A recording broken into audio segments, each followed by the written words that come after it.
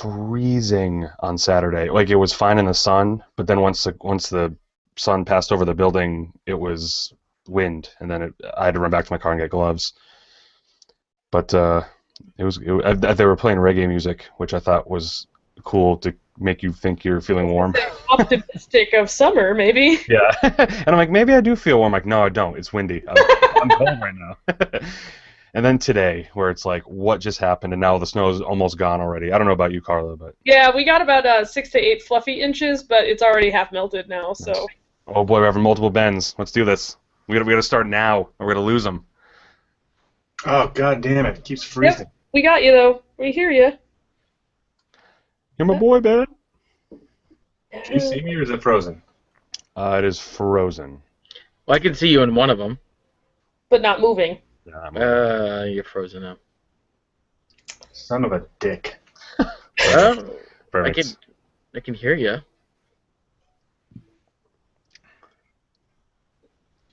We'll let him come back. Edit it so it puts some other picture up of something else. I was like a gif of someone just like a South Park guy just talking. Yeah, like what in Prime Minister's. You guys go ahead. I'll jump in a second. Okay. I'm gonna do a little noise. Ready, Sean Carla? Yeah. Give your own self applause. Yep. Right. Hey everybody, we are live. It is the 21st of March 2016, and this is episode 139 of the Seagrass Beverage Lab podcast. I'm Brian from Seagrass Beverage Lab. Thank you for joining us once again. Boy, if the first day of spring didn't psych us out, today was kind of crazy here in New England. Snow, and now it's going to go back to 40s, and then it's going to be summer tomorrow. So it's going to be, everything's going to be fine, but your shovel's away for now. But yeah, I'm sitting here trying to stay warm here. I have a can of Foundation Forge. Thanks to BM Watts for bringing me. I actually have 2 cans, one on backup. So if it gets a little crazy, I might crack the second one open. But thank you, Ben, for that. I'm going to go over to Shano. What's up, buddy? Hey, Ryan, how's it going? Good, buddy.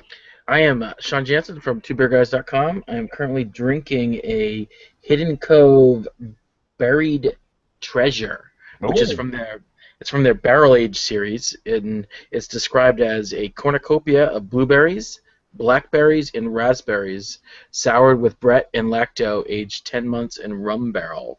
Clocking in at a high IBU of 10, and an ABV of 6, with Chinook hops. First sips? How we tasting? What does it taste like?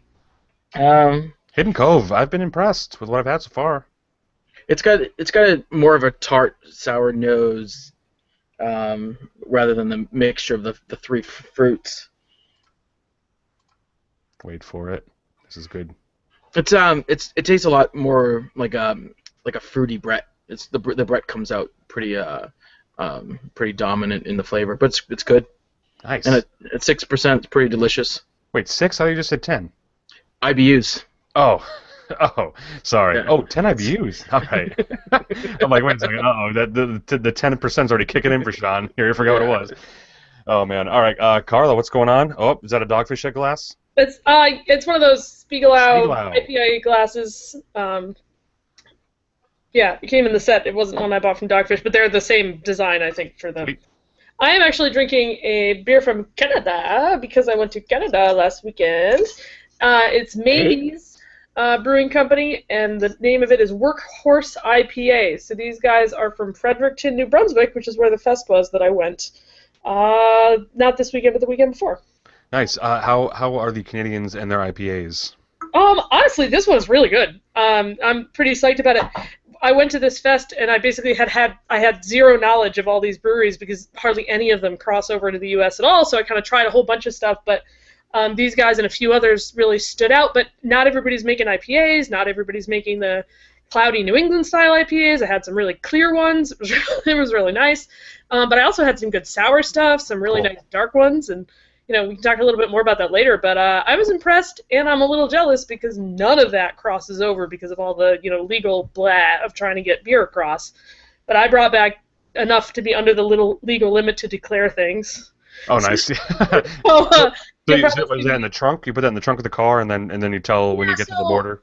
Yeah, so the legality of it is per person you can't bring more than 2 cases of beer back. And that comes back from the days when people would go up and buy like caissons of Molson's and then sell it, at bars in the US. So it's basically trying to prevent you from being like an importer of beer. But if you have more than that, like if you went and, bought a whole bunch of special release beer, you just have to pay a tax on it on the way over. All right. I didn't bring nearly that much back. I brought back maybe 2 6-packs and a couple of big bottles of cider, and the Border Patrol guy didn't even care. Nice. Well, I mean, we may as well get right into it. I know we're waiting for Ben. He's going to be hopping in and out. But, I mean, tell us about the fest, because I know you spent a couple days up there, one to do like the sightseeing thing, one to do the beer fest thing. Yeah, so I first heard about the Fredericton, New Brunswick Craft Beer Fest on Twitter, and people said, hey, what do you know about Canadian beer? Maybe you should come up for this. And I kind of did a quick Google Maps search, and I was like, it's only a couple hours to drive there from where I live here in Maine. Total end to end, I think it was like a 4.5 to 5 hour drive, which is really not that bad. So we went up, me and a friend went up to Bangor, had lunch, and then kept going from there. So it was pretty easy, kind of scenic route. On the way there, we passed the world's largest axe. They have this giant statue of an axe that looks like Paul Bunyan. I saw the picture. It was kind of crazy. And apparently, I didn't even know this at the time, but there's a brewery in that town with the axe, and it's called Big Axe Brewery. Perfect. Which I thought was great. Yep. Did you have to look up why they named it that? They have it's the logo and everything. It's kind of funny.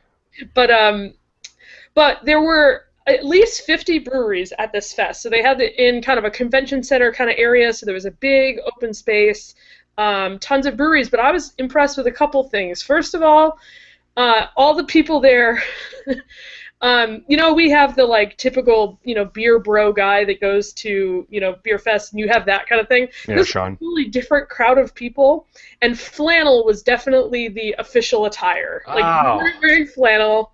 You just didn't look like you belonged, which I thought was really kind of funny.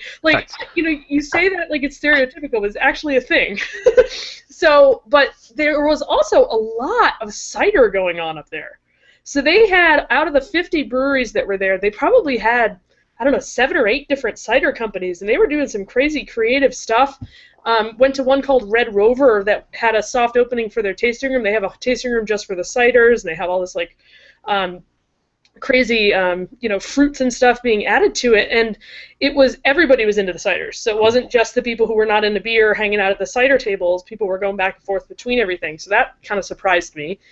I got to check out some really good beer. I'd say their craft beer scene is more developed than some of the cities that I've been to kind of in Europe that haven't figured out how to get beyond the pale lager. But they're not way ahead of us, in terms of a craft beer explosion. But in New Brunswick alone, there's something like 40-something breweries. So there's a lot of that going on. But they also have a lot of baloney where they can't transport beer between the provinces very easily. So people from New Brunswick can't get the Quebec beer very easily and the Ontario beer. So there's a lot of legal mumbo jumbo in between. So some of the people attending this fest were also just really excited to get beer that they couldn't get out of sight of things that were 30 miles away. So it was pretty neat, and I think a lot of people were learning about what their country had to offer in terms of beer. Did you get a sense that they were kind of nano-sized, or were they all different sizes?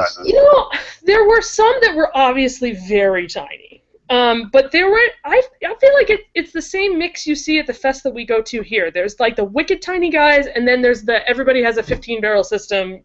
Sure. Guys.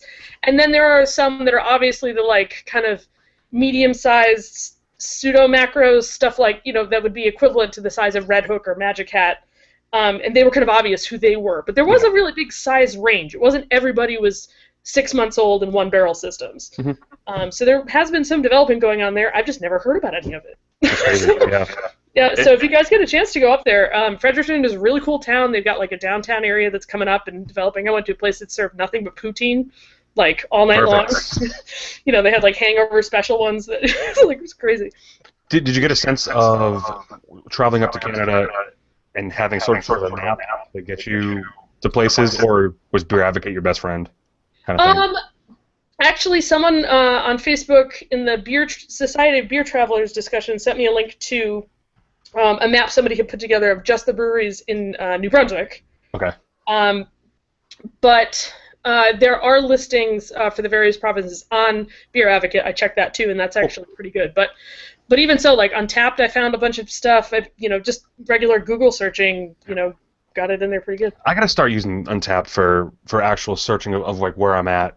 I know like it's always a good resource to find out either what beer's near you or what restaurant has what beer. I never use it other than checking in or more than I should. I do it sometimes, but I gotta use it for all it's worth. And I'm not even a paid customer, but I still want to use it more. So. Now, Carl, it looked like the Gagan brothers were there out of Maine. No? They were supposed to, but they were not able to come up, and I'm not sure why. Some kind of technicality, they were not able to make it. But they were scheduled to be there, so I was looking for them, but they apparently were not able to go.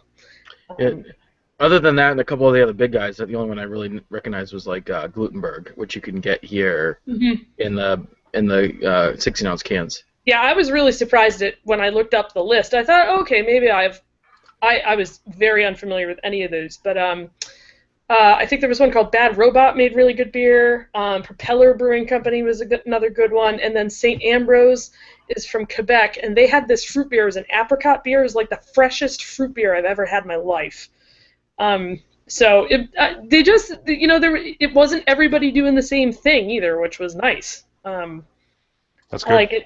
And how many breweries total you said were there? You said there were 40 at the festival? Yeah, 50-ish, yeah. Wow, that's crazy. And is it set up kind of the same way as American Festival where it's 2 sessions or?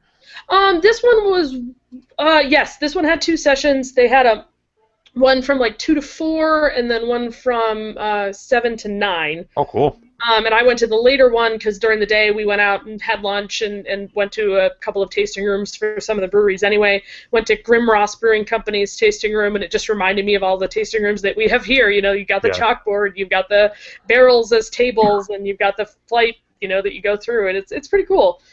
Yeah. Sweet. Final thoughts on Canada before we get back down to the U.S.? I gotta say, it's a lot easier of a drive, and the border folks are a lot friendlier than you would expect. I've only been to Canada a handful of times in my whole life, and this is the first time where I was just like, I'm just going for fun, by myself. Right. And if you're within driving distance, all you people in New Hampshire and Vermont and Maine, it's worth a fun little weekend trip, and it's pretty cheap because the dollar is like our dollar is stronger than their dollar right now, so it's yes. Everything ends up being cheaper than it seems. So nice. You got back with all this money. Like, what did you spend it on? Awesome. Yeah. So I highly recommend it. Just as a nice weekend trip. It was a great trip. I'd love to go back. Awesome. I'd love to go over to BM Watts. He's checking in with us today. What's going on, Ben? What's going on, guys? How we doing? Good. What are you sipping on today? I'm drinking some Banded Horn Nordry. Ooh. Yes. It is a 8% lager made with bitters. Yes, I had some of that the other day. It was so good. I'm a big fan of this, actually. It is. It's and I was over with Ben and he asked me what it was. I'm like, it's interesting, but it's hard to describe because I haven't had a beer quite like it. But it's good. Yes, but bitters. So Owl and what is it? The bitter company on that one? Owl and Whale. Owl and Whale providing the bitters. Have you heard of them, Carla? No, but it's no offense to them, but it sounds like the that hipster restaurant name generator thing, like. Yep. Like the bull and turncoat and Geek and Sundry or. But I will say it is an absolutely delicious beer. Did you get it in a growler or can or? Can. I picked it up at there's a place in Kittery called Spruce Creek Provisions, which is in the outlets. Great store, check it out. And they also have a great selection of hot sauce, which I dig that trend. If you open up a bottle shop, make a whole separate shelf of hot sauces. Yeah, but I got 4, and I'm like I like the beer, but I didn't want to have all 4, so I gave 2 to Ben. Nice. And that's usually how I roll. Is like Ben deserves half of what I get. He might not be able to go. He might not be able to go out as much as me to pick up beer. So I'll help him out a little bit. But I was also looking for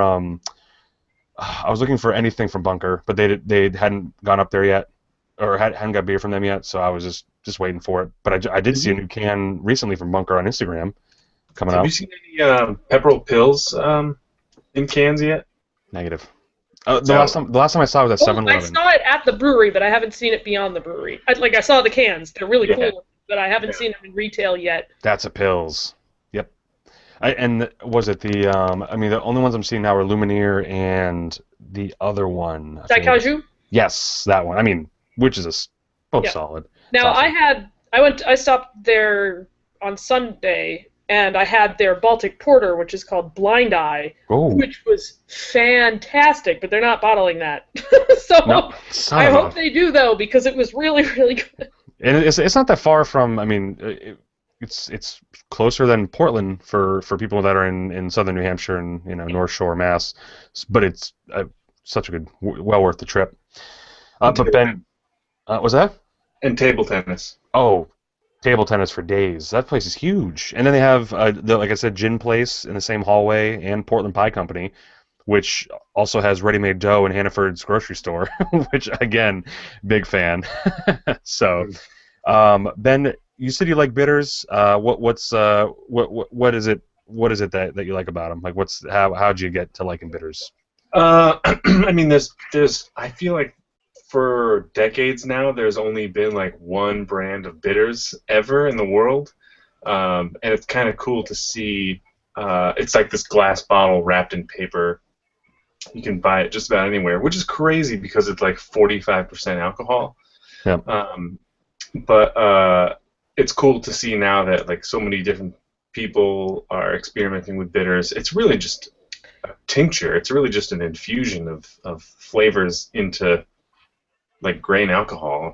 So there's a lot of places that you can take it. I have one downstairs that's like infused with hops and grapefruit, and that goes great. Like throw that in a little double IPA, have some fun with that. Nice. Yeah, there's just like so many different options, and the flavor obviously goes well with beer, but to experiment with cocktails is great too. Badass. 45% alcohol, and it's sold in grocery stores, so get at it. Get at it, people. Yeah, underage. There's your source. Oh, boy. You're referring to what? Underberg, right? What's that? Is that the name of the bitters? Underberg? I have no idea. It's his bitters. Wait, are you talking about the bitters, though, Sean? Yeah.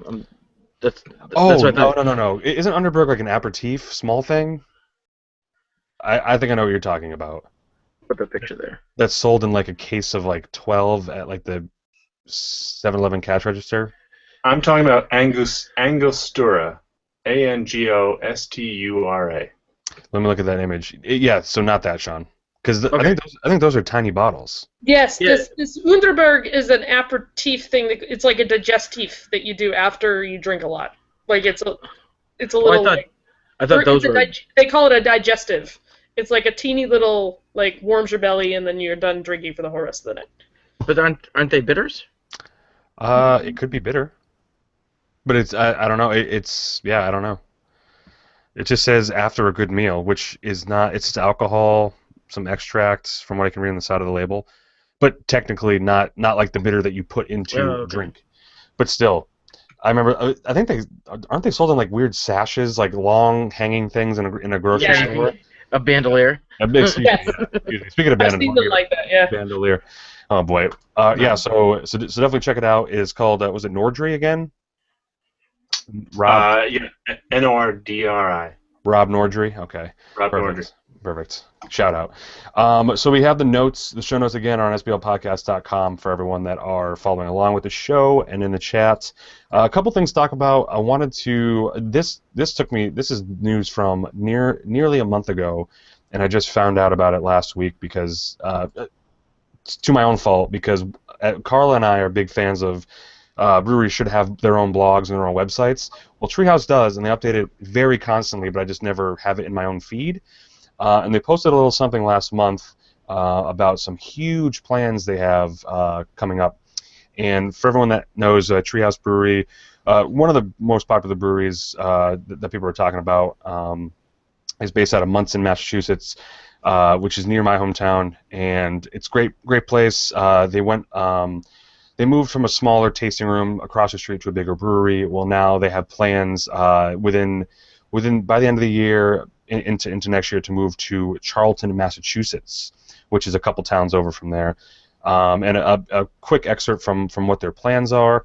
It's going to be a 45,000 square foot facility with a state-of-the-art 50-barrel brew house, 5,000 square foot retail space for can and bottle sales, and full pours, which, as you know, anyone that's been following the beer news, like years ago when Treehouse first opened, they were the only brewery in Massachusetts not allowed to serve samples because the neighbor was complaining about them or something. It was a weird thing. If I can find out what episode we were talking about that, we can go to that. And then the retail shop is gonna have looking into the barrel house with 60, 120, and 240 barrel fermenters. But the other side of that is, I believe they say in this that they're keeping Munson as more of a pilot brewery and a kind of like a conditioning blending room. So for those that are still in that area, you can still, whenever this project is done, it'll still be theirs. The current plans are in Munson continue full operations into 2017 until the new brewery is operational, and then everything is dialed in and refined. So. Big ups to Treehouse. It's a long time. It seems like a long time coming, but it's a really short time coming. Thoughts on Treehouse? Pretty excited. Yeah, I'm hopeful that they're in a spot now where they can do more of what they want to do instead of just trying to fight that fight all the time. Yeah. I mean, fight that fight and then fight that line, because I remember. I mean, they're one of the better breweries in that they tell you at the end of every shift or and at the beginning of every day what they have to sell that day. But then you look at Wednesday at 10 a.m. and there's a line around the building, and it's like, hey, don't people work? No I was going to offense say, to do anybody. people not have jobs? But I think it's everyone's idea to take, like, oh my God, I'm gonna take Wednesday off because no one's gonna take Wednesday off. But turns out everyone did. But the line's always constant. So I think once they can kind of get out of that and just settle down and get that production squared away, they can kind of breathe and make beer on a easier schedule than go. Who knows? You know what's the funny thing about writing your own blog is the comments and the posts that people actually put into it. And I wouldn't have had, so I scrolled down for this article and I was like, someone wrote, "What will be your water source?" And then a couple down from that it said, "Considering the current ExxonMobil contamination of Charlton's water groundwater, where will you be getting your water from?" Oh God. We drive out to Munson to fill our bottles and have some of the cans as well. Will you be building a bar area to hang out? I mean, funny things is just people write on a post. It's like, great that you're doing this, but wait a minute, what are you going to be doing with? It's cool about this post, but I want to know about something else. Exactly. Yeah. Jeez. But I mean, obviously that's which is mentioned in their post, is they're going to keep Munson open until they can figure out to make sure the beer tastes obviously the same going. And I didn't have too many Treehouse beers to know what it tasted like going across the street, but still, it's a couple towns over, and that's a very weird comment about the ExxonMobil one that I need to go back and check out, because that's just. It's funny because I don't think water was a mega concern until everyone started reading about Sierra Nevada moving out east and making sure that the water was perfect, and obviously it is for a lot of beers, even home brewers, but it didn't become part of everyone's vocabulary, and I think until big brewers started making big deals out of it. So. Well, there's so many options to process your water anyway. Totally. Yeah, and it's, I'm sure with that kind of facility, obviously they're taking that into consideration. Yeah. I don't know. But the biggest news of that week. So yeah, congrats to Treehouse. We'll get them back on the show. It's so tough because they're selling beer so fast, which means they're tired at night, which means last thing they want to do is a podcast. I'm speaking for them. They never told me that, but I can guarantee if I was brewing beer 24/7, last thing I want to do is talk to a bunch of fine people like us. But we had Dean on a couple episodes ago, so which was, I think he was voted one of our favorite guests of all time. So of all time, as if we're shutting down now, but. So which we are no. The next biggest topic of that week was the purchase of Cigar City from a investment group called Fireman Capital. And the links in the show notes. Again, I think a week or two, maybe 2 weeks before this, there was some. If you're part of Twitter and kind of are part of some people's Twitter streams, there was some rumors going around that maybe Cigar City had sold out even bigger. I don't know. Yeah, there was some questionable journalism happening there, where there was an article written that was basically an article saying that there was a rumor that Anheuser-Busch was going to buy them. They got called out on it so bad, but they were like, "We have several." But we stand by the fact that this is a rumor, and I'm like, well, clearly you've missed the whole point of journalism, but never mind. Well, So now it's like, well, hey, they did sell, but it's like, no, that's not the point. Rumor starters, like you were way off. Just wait. But I don't know. I forget when the rumor started or whatever. But yeah, that the Twitter world was very awesome to watch and just not respond to, and awesome in like a not like cool way, but like whoa. It's hard. I mean, it's hard enough writing about stuff when you don't have all of the pieces of the puzzle because people don't put enough information out about there. So like I always err on the totally other side, is that I don't want to talk about stuff until I'm fairly certain that I'm hearing it from the right person, because I've heard really bad info about breweries that sounds really legit at the time, and then you're like, what? No, they're not opening in Freeport. What's wrong with you? And I'm like, I'm sorry. Yeah. So I tend to be super gun shy about that. So just to see somebody be like, no, we stand by that we reported a rumor. And it's like, maybe that's just me. I hate being called. I hate when people find out that I did something wrong. So I'm a scaredy cat. Put it that way. And I just kind of I didn't give up. I never really started kind of doing the beat writing as kind of what I call this is like. I know that at the time, at least, Beer Pulse was the site I would go to. There's certain sites that you go to for the main stuff, and they'll get it. But when there's only one or two or three people that are trying to get that, and like that's their competition, that's the way they get money in, is by having eyeballs on the webpage. Maybe there's some sort of weird stuff going on there where they are just trying to be the first, but swing and a miss for the rumors. But again, Cigar City has agreed to sell controlling interest to Boston-based equity firm Fireman Capital Partners, which already owns the majority stakes in Oscar Blues, Perrin Brewing, and Utah Brewers Cooperative outfit that includes a couple other brands. But yeah, so it's just it's more like a TBD. Let's see what's going to happen here. Website's on there, I believe. Did someone step down, Sean? I know we were talking about this before. Oh boy. Step down from where? From Cigar City. No, not that I've seen. I want to. Oh, okay. Yes, right here. A sale to Fireman Capital gives Redner's father and business partner Joe Redner liquidity for his 44% stake in Cigar City. It allows Joey Redner to take some chips off the table and become an equity partner in United Craft Brews. So maybe just stock, not stepping down from anything. Yeah, I think still continuing, and all of the breweries in this organization right now are still operating independently. They do work together on collaborative things where it makes sense, but even when they're Cigar City is not in a lot of different markets, so it's not. And Oscar Blues is what now in 50 that now they just did Montana. Yeah.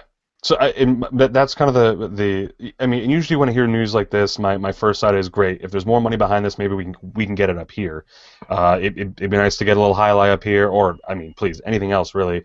But and I don't know if them being a Boston-based firm helps at all getting it up here. But I see words and I'm like, it sounds close to me, but I don't know if that has anything to do with shipping up here. But that'd be nice to get a little Cigar City over here. No complaints here. I'd love it. Attaboy. NHD picking them up? All right, next topic. Let's go. Do it. Sean, actually, let's skip the one you have next, and let's talk about. Can you want to talk about the pay to play, because we got more, baby. We're back with more news. Yeah. So sure. After I don't know if anyone listened to our last episode, which was 2 weeks ago, we covered for at least 20 minutes. distributor Craft Brewers Guild, who received a fine that was initially a 90-day suspension that turned into a fine that they paid for $2.6 million. So pretty quickly after they paid that, this article came out that the beer distributor sues Massachusetts over because of the fine. So as it says here, Craft Brewers Guild, the Everett beer distributor that illegally paid Boston bars to stock its product, has sued Massachusetts regulators, questioning the process that resulted in the company paying a record $2.6 million fine. So Craft Brewers Guild filed a suit to get the findings to the state that the Alcoholic Beverage Control Commission basically want to overturn its fine or even reduce what they spent on it. And the ABCC had found that the Craft Brewers Guild had paid around $120,000 in kickbacks. And as we mentioned in the last one, it was through shell companies to a dozen Boston area bars. The lawsuit alleges that the state attorney failed to pass along key documents to 3 ABCC commissioners who decided the case. So they're arguing that competing wholesalers engaged in the same exact conduct, yet were not similarly charged. And they're saying that the ABCC, the allegations of the so-called pay-to-play practices were directed solely at them. And that's what they're coming back with in their suit. So they're saying that it was kind of, I don't know how you say it, maybe not played favorites, but used them as the scapegoat for the whole problem that was happening. And they didn't say how much they're suing for? No, I think they're... My guess is $2.6 million. No, just kidding. Yeah. So it's kind of interesting that, I mean, they paid it, they did what they were legally to do, their business can be able to run, and then they said, well, we don't think that you did this fairly, so let's bring you back into court. Yeah, well, yeah. So now, like, the train's still rolling. Let's still talk about it while the train's still rolling, because we still got to get beer out. We still got to get beer out the door, or the breweries are gonna be upset. That's business. But yeah, then this is fresh. And this is even before the other chapter of what's going to happen to the said bars. Yes, in establishments. So this is going to be a long time coming. That's fine. Hey, and we got we got enough time to talk about it. We have every Monday, so as long as there's something that happens between Mondays, we got something to talk about. Yeah, don't worry about looking for information. Just stay tuned here to the SBL podcast. Oh boy, listen, we don't. Oh, God, I don't have time for ads, Sean. Look at this is a free cast. But yeah, no, it's super crazy that, and I think this particular news came out very shortly after they paid the money. So that news was almost 10 days ago as the time of this recording. So there could be something else new by now. Something happening right now, and we're just not even on top of it, which is how good of a news outlet we are, just right on top of things every Monday. But the time you listen to it, we'll be up to date. Totally, and we'll let you know next episode. What is my dream is if you're listening to this show right now, but you don't look at Twitter, you don't look at the news, and you're like, oh my God, what are they gonna talk about next? Like it's so just stay tuned, listen, use us. Don't even use Twitter anymore. Just use us every Monday. So I think that'll do it for the news. Again, short week it's been a week and a half, or 2 weeks of news catching up, but really not much going on besides Cigar City. There's like new breweries opening every day. Oh, totally. No. Yeah, right. New breweries announcing expansions, new beers coming out. But it's obviously tough to talk about, which is we try to balance it out where we talk about a new brewery expanding or a brewery expanding with this pay to play. It'd be tough to do a whole show on just bad stuff. So we gotta balance it out some way. A quick shout out. I went to the first NH St. Paddy's Brew Fest. It was held behind Barra Irish Brewery in Portsmouth. I did have a great time. I was super impressed by the breweries that showed up. It was super local to the seacoast. Rarely do you see a festival that has just that set of breweries. Only downside of the whole thing was it was pretty cold as the train rolls by. It was cold. Some people didn't expect it. There it is, right there. There's a quick train break sip. But I got a chance to try some new beers. First beers I had from Lone Wolf were good. I believe it was a black IPA I had from them. Lone Wolf Brewery out of Wolfboro. I also had some new beers, an Imperial Stout from Hobbs Brewery. Let me tell you something. If you find that on a guest tap anywhere in town, yikes, that is a very good beer, and especially kept me warm. And I wonder if they'll pass. I know Seven Settlement in Dover has a couple Hobbs taps they try to keep open. Were you seeing most draft or most package at the fest? All drafts. The only package I saw, actually two packages. I'm gonna call them out. Well, I'm gonna call them out. The two packages I saw were Garrison City and 603.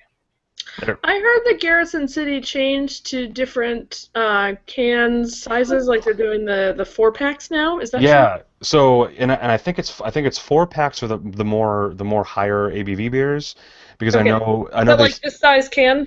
Yes. Yeah, So, 69. Yep. yeah. So they did that for their Anomalous, their Chaos, and I believe their Divine Encounter, and then everything else you can get in their Crowler size. Cool.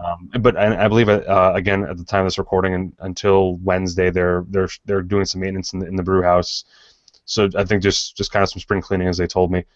So I mean that's the Dover update. Another quick Dover update for those that are fans. Seven Settlement did a collaboration Imperial Pilsner with Moat Mountain, and I got the scoop on that Saturday. And apparently they did both the same base beer, and then Seven Settlement did a certain type of hop.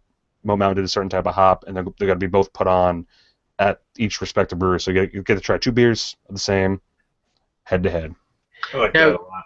Now, Brian, you didn't mention it, but did you go to P-Brew on Saturday? Did I go to? No, I did not. Because you saw that they... Wait, why? Oh, right, I didn't mention it. Yeah, like what do you? Yeah, they released. They released bottles of the MP Stout. Yeah. Oh. And I didn't see if they. I'm sure they sold out. Did they? Do you know, Sean? I have no idea. I'm sure. Yeah, and it was funny because Ben reminded me, but you text me you going, and I looked at Facebook and like already open and the lines are on the building. I'm like, nope, I'm not going. That's just not how it's going to work today. But as I was saying, they put the beer on tap months ago, like the same month of Portsmouth Beer Week. So I had my fill. So if anyone wanted a bottle, get it. But yeah, hand dipped wax. Yeah, the wax was crazy. Yeah, but yeah, no. Kudos to them for doing that, and I believe we're a week and a half away from the third release of Mott the Lesser. Yeah, but that's my Seacoast minute. I got nothing. I got nothing else coming up this week. I do want to say in 2 weeks on April 4th, some of us will be live at Great North Brewery in Manchester. To celebrate New Hampshire Beer Week. They had asked us to come do a live show, so we're going to be in Manchester doing that. You're going to be seeing some things from them that says likewise. So tell your friends, and we'll see you in Manchester. More details to come. I'll have more details by next episode for sure. And then after that, I'm going to be taking a 3-week break. Because I'm going to Dublin, London, and Brussels. So we'll see. Gotta go. Someone's got to turn 30. So, and it's me. So sorry, old people. All three. No kidding. But yeah, no. So we'll discuss the April month of the podcast in due haste. But until then, Ben, anything coming up in the next week or so?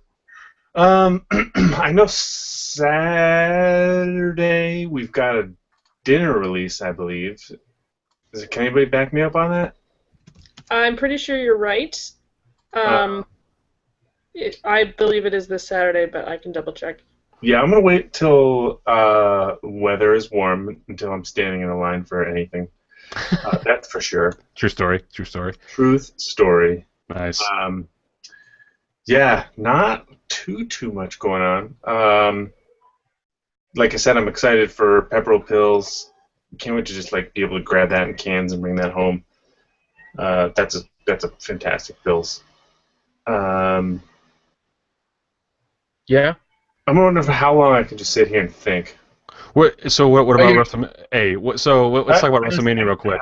Hang on, I'm thinking. Okay, yeah. I wasn't sure if your screen was frozen or not. It's just kind of like,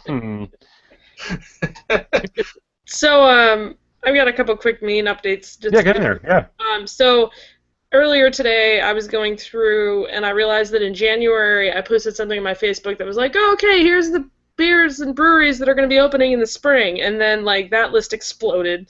And so I just wanted to give a quick rundown of what has now opened, and then a couple that are coming up. So Mass Landing Brewing Company, Westbrook, open. Four River Brewing Company in, there's South Portland, open. Really cool space, by the way. Both of them. Big tasting rooms, fun place to hang out. Bare Bones Beer in Lewiston, so that will be Lewiston's second brewery. Open. Really good beer. Their pale ale kicks butt, and they also make ginger ale and like non-hard sodas, and they're really good. Nice. Lone Pine Brewing Company, which is in that East Bayside neighborhood. Their bottles are out. I just got a bottle. Yeah. Their tasting room's going to be open in a month-ish. Yay! So that brings us up to 73 Maine breweries right now. God, whatever. In progress that are going to be opening in the next 3 months. Norway Brewing Company, Norway, Maine. Dirigo Brewing Company, Biddeford, Maine. Yes. Mason's Brewing Company, Brewer, Maine. Foulmouth Brewing, South Portland. Portland Mash Tun, Portland. Gruit, which is the brewery that's going to open at UFF to brew actual beer, are all happening before summer. You're running out of names. You know No what I'm saying? kidding. I think Just The ones that are after that are also named after places in Maine, though. Aroostook Brewing Company, Machias River, Saco River. So there's 1, 2, 3, 4, 5 that are not going to be open by summer, but are still in planning and are making progress. There's 2 more that are rumored that I don't have any info on. Ah. So it's gonna go. This Jinkies. summer is gonna go nuts, but. Yeah. I do think you guys, if you get a chance to check out any of these new ones, Mass Landing, Four River, Bare Bones, Lone Pine. Are they going to run out of tables at the Maine Brewers Guild Festival? Yeah, it's going to be a big freshman class, I'll tell you that. Yes. Oh man, can't wait. And again, I had the Portland Pale Ale from Lone Pine. I got it at Portsmouth Provisions. Portsmouth Provisions, boy, I miss that store. At Spruce Creek Provisions. Yep. Great Yeah, ale. really good. But I hadn't heard from them, and I only remember you mentioned them 2 shows ago. But yeah, Yep. it's. Yeah, so their bottles came out before. Basically, they just got some little red tape with the city that they have to deal with before they open their tasting room space. But they're already brewing, they're already packaging, and as soon as they get the double thumbs up from Portland, they'll be open for that public space. So probably by the end of the month. Now, someone needs to make a brewery name generator because, as we were mentioning before, because Maine is running low. Yeah, and we've done a lot of name it after the town that you're in, like Lubeck, Norway, and all Which that I stuff. dig. I dig that, but once you start doing Mash Tun Brewery, it's like okay, easy because someone else might try to take it. Well, what would you? Sorry. As you were saying before, I think Nathan's really missed the mark on that one. I think that would have been a phenomenal name if it was called Brewer Brewing Company. Right? Oh, nice. Masons, yeah, it could be brewery, yeah. Brewer So for the Brewers. Brewery. Yeah. What would you put in for your questions to help generate it? What is your favorite style beer? No, it'd just be a click, random names. Yeah, like the. Yeah. What or just Well, they You could take put the Maine landmarks. I mean, we already have Baxter, and we all these state park names and beaches and. wait, Ben, what were you saying? You take your first pet's name and the street you grew up on. Yeah. Well, yeah. So, that's where I was That going would by be saying. Tigger Stanton. Oh, You have to take your favorite style of beer and you add it to your first girlfriend's last name. Okay. All right, so it'll be what was the first one? It's we should make this and or just someone just have a contest, name our brewery. Speaking of which, I'm not gonna talk about that much, but there was a brewery that was on Shark Tank. Oh, there was? A couple weeks ago, and it was not good. They made beer look very snobby, and it sucked. But they didn't get a deal. But I'm still on their newsletter, so. Was it the one that allows you to crowdfund or crowdsource the name or the beers that they're gonna brew next? Yeah, it was Mobcraft beer. Yeah, Mobcraft. Yeah, which I get the their idea newsletter also. They were pitching what they were pitching, but the Sharks didn't like the beer that they were just tasting. So I think that affected the entire pitch. Was like, here's this, like, oh, here, what's this sour? It's like, oh boy, off to a rough start. So Yeah. Oh man, You just reminded me. We had a great idea several years ago to open a brewery. I've got it right here. Called, His screen is no longer frozen. Hello, my name is Brewery. Wait, say it again? It's called Hello, My Name is Brewery. Nice. And then all your labels look like this. Oh, Yes. And then it just says, like, hello, my name is, Pilsner. Hell's, yeah. Oh, that's cool. That's awesome. That's the name of Ben's podcast. Is idea we had years ago. We just talk about stuff. Yeah. It's like a big buffer. So like in 5 years, we're talking about 2016. And like the high point of the show is that he pulls out a pile of paper and says, "Well, in 1981, on a Tuesday afternoon." Check this idea out, guys. Exactly. So Sean, any updates before we shut this down? Yeah, I got two things. New Hampshire Beer Week starts on April 2nd, going through April 10th. So I just want to give that as a shout out there. Saturday to Sunday, nice. Yes. And then Carla, I don't know what you're doing on April 2nd. Oh, date night. Sorry. Going down to do the homebrew judging with Dave Higgins in Gardner, which is actually when you and I first met for Yep, it when we were was. judging in that competition for the homebrews. So Yes, it if was. you're interested in judging, let me know. Thanks for the offer. Ben and I will be sitting in a corner crying. Like, Yeah. what? You can come judge still. I am going to be judging a homebrew thing, not that weekend, but they were having one at Barreled Souls sometime in Ooh. April, so I'm going to Nice. be sitting in on that one, and I feel like that's the 17th. That's the 17th of April. So if anybody wants to start brewing stuff for that home competition, but I will have to look at that. I'm not sure what I'm doing that weekend, but that'd be fun. Sweet. Anybody else have anything? Ben, thoughts? Good. Carla? Just something that popped into my head that I don't think we mentioned in previous weeks is Deciduous expanding distribution into Vermont. Oh, right. Yeah. And Grassroots distribution. In Maine too. Yeah, it has been in Maine for about a month or two, but they're doing more of it both ways. Vermont's So good. I had it at Pine Miyake on draft. It was awesome. What? So we're talking about 3 Penny, Ben? What are we talking about? Oh, absolutely. Yes. And you also had another good sighting at 3 Penny. Or you heard about a good sighting at 3 Penny, didn't you? Yeah. I saw in the 3 Penny newsletter, this is kind of a two-part story, which Seacoast and New Hampshire related, that they had posted that they have shilling on tap up there.